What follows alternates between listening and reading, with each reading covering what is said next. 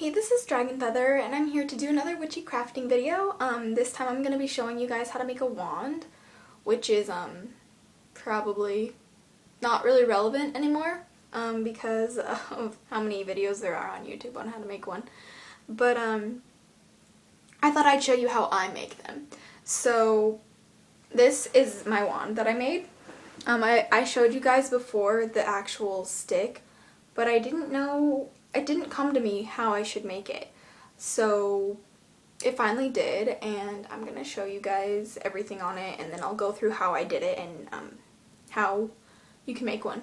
So for the handle, I used friendship bracelet string, and I did the normal friendship bracelet knot, I guess you could call it, around, and it gave it a little spiral, which is very cool. And then on the hilt, I have each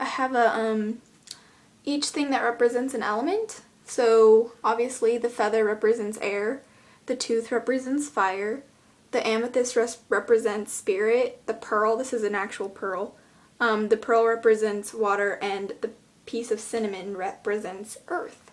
And I have a clear quartz at the end because it's great for pretty much anything, so it's just there. And then you guys know my citrine, the one that like totally can't hold it, so I put it in the tip of my wand because it was so powerful. I figured it'd be great for directing energy. So yeah, and I just basically wire wrapped it, and it looks cool. So, and if you can tell, like I cracked it, and it ended up cracking when I put it in there, so I wire wrapped it even further to make sure that it would stay there, and it's pretty snug and it's fine. But alright, so how to make one of these? You're gonna go looking for a branch. This one's pretty thick. I would say it's about a ½ inch across, and a ½ inch in diameter, which is pretty decent. I would say go for that for your wand. And you're gonna just look for one on the ground, because there's tons of them on the ground, but please don't take it from a tree, even though that's what I did.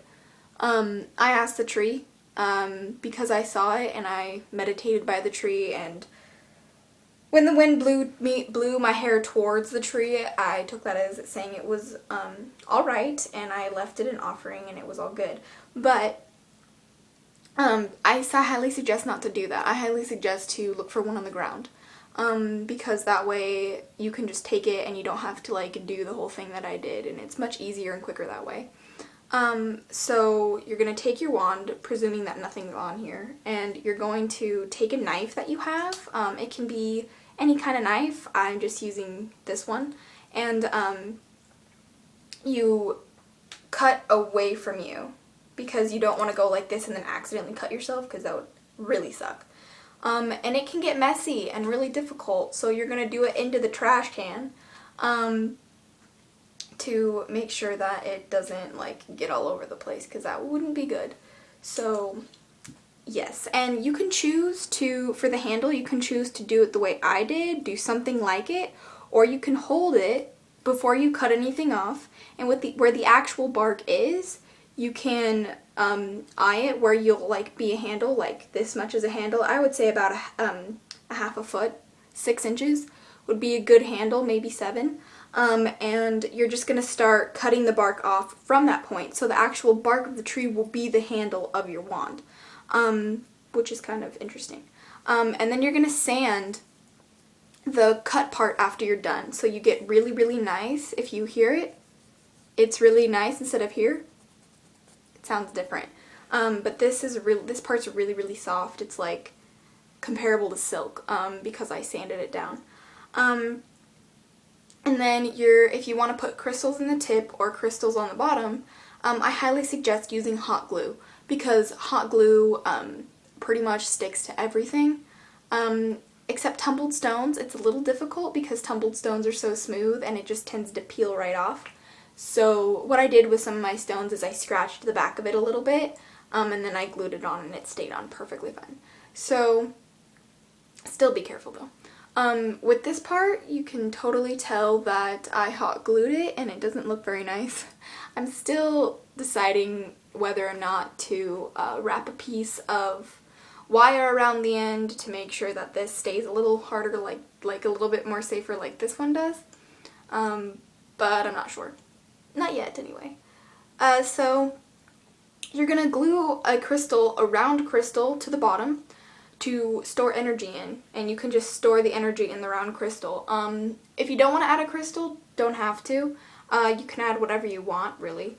And if you're gonna add a crystal to the top, you're gonna want to make sure it's a point, whether it be a quartz point or any other point. My point is a citrine. So, I mean, it's a citrine not for the properties. It's a citrine because of the energy that comes off of this thing. It really, really makes the wand like come alive. If you're gonna put things that represent the elements on it, you can do what I did on the hilt, or from the back you can have string dangling, and you can have little charms dangling off the end of your wand. That was originally what I was gonna do, but I tried that and it didn't work out very well, so I just cut all the pieces and glued them onto the bottom. And I think I might take a bit of fabric to cover up that unsightly mess right there.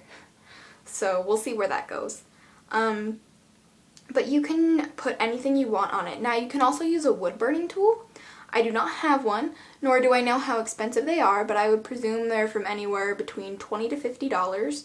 And basically it's like drawing on it, but it's hot on the tip, so it burns into the wood, and you can draw like symbols and stuff on them.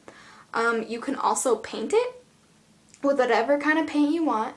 You can you know, use Sharpie on it. I mean, it's really whatever's up to you. If you want your wand to be more natural, you can use a wood burner. If you don't care and you just want to add what you want on it to make it like personal, then use a Sharpie. I mean, who cares? It's your wand. I mean, if it works for you, it works for you, regardless of what it's made out of or what's on it.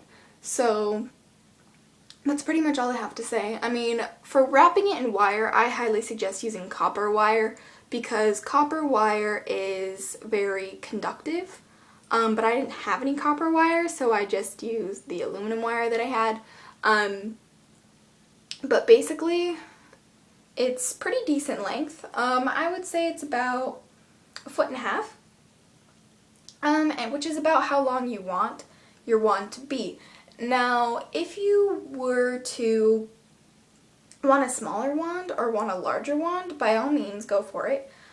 Just make sure that it's not too big or not too small for when you use it in the area that you use it, because if it is that way, then you're going to have a hard time casting your circle if you're going to use it to cast your circle.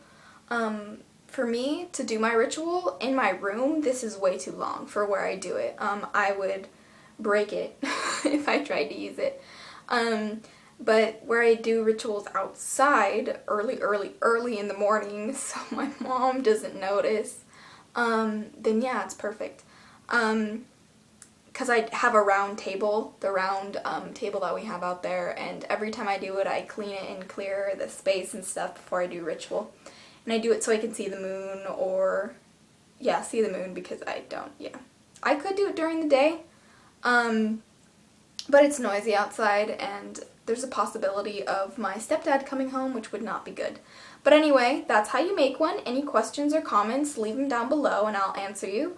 If you need any help with what to put on there for correspondences, you can write me a comment for that as well. But any questions or comments, please let me know. And until next time, blessed be, and hope you guys make some really cool wands, and bye.